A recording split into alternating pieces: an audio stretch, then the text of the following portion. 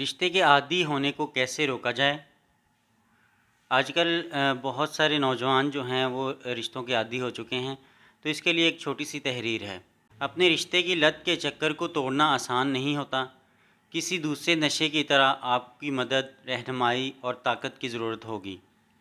رشتے کی عادت ہونے کے روکنے کے طریقے سیکھنے کے لیے آپ کو خود پر کام کرنے کی ضرورت ہے، نہ کہ ان رشتوں کی جن میں آپ خود پائے جاتے ہیں۔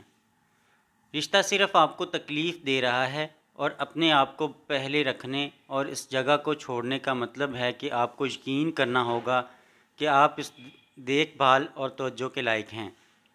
واقعی اس لت کو چھوڑنے کے لیے اور غیر صحت مند تعلقات کو چھوڑنے کے لیے آپ کو یقین کرنا ہوگا کہ آپ خوش رہنے کے لائق ہیں، اور تسلیم کریں کہ آپ اس سے بہتر جگہ پر ہونے کے مستحق ہیں۔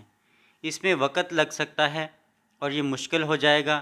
واقعی اس کو پورا کرنے کے لیے نہ صرف آپ کو دوستوں اور خاندان کے تعاون کی ضرورت ہوگی، بلکہ ایک معالج کی مدد اس بات کو یقینی بنائے گی کہ آپ مناسب اقدامات پر توجہ مرکوز کریں۔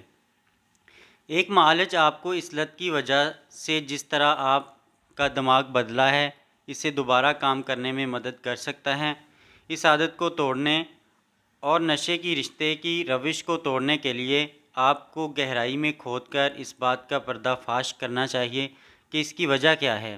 بہتر مستقبل پر توجہ مرکوز کرنے کے لیے اپنے ماضی کے درد سے کام لیں۔ شکریہ۔